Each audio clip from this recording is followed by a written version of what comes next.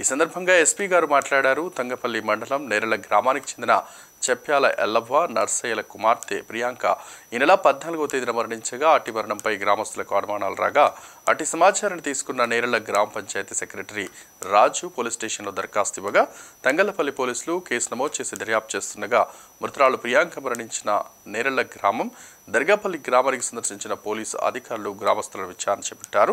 మృతురాలి తల్లిదండ్రులు అయిన ఎల్లవ్వ నర్సయ్యలను అదుపులోకి తీసుకొని విచారించారు.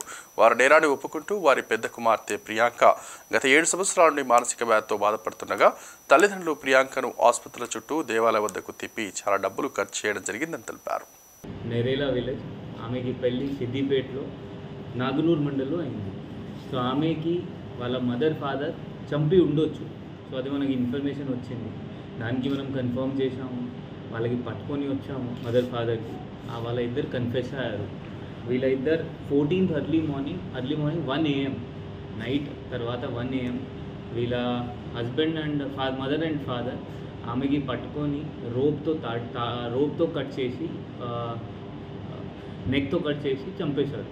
మదర్ లెగ్స్ పట్టుకున్నారు అండ్ ఫాదర్ ఇది రోప్తో నెక్తో టై చేశారు.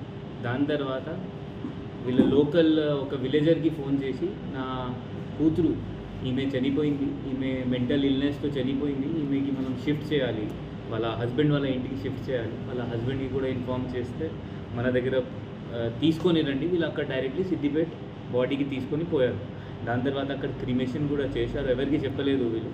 ఇక్కడ కూడా చుట్టుపక్కల కూడా వీళ్ళు ఎవరికి చెప్పలేదు వాళ్ళ కూతురుకి ఏమైంది, ఎక్కడుంది ఆమె. అందరు ఇప్పుడు ఆమె బతుకున్నది వాళ్ళ అందరికీ చుట్టుపక్కల వాళ్ళ అదే మైండ్ సెట్లో ఉన్నారు దట్ ఆమె స్టిల్ అలైవ్ ఉన్నారు, ఎవరికి తెలియదు. సో ఈ కేస్ క్రాక్ అయింది జస్ట్ లోకల్ ఇన్ఫర్మేషన్, అంటే జనాలు చుట్టుపక్కల వల్ల మనం పోలీస్కి ఇన్ఫర్మేషన్ ఇచ్చారు, దాంతో మనకి తెలిసిపోయింది, మనం క్రాక్ చేసాం. అది లేకపోతే ఈ కేస్ మన దృష్టికి రావాలి అంటే చాలా కష్టం.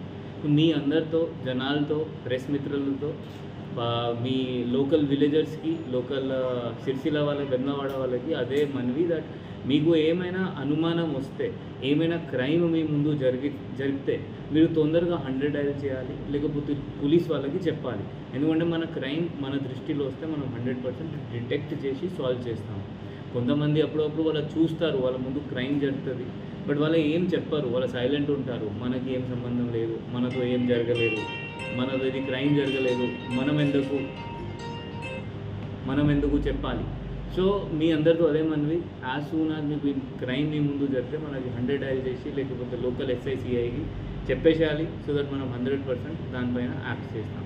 ఇప్పుడు వీళ్ళ ఇద్దరు అక్యూజ్డ్ కన్ఫెస్ చేశారు, ఇద్దరికి రిమాండ్ చేస్తున్నాము.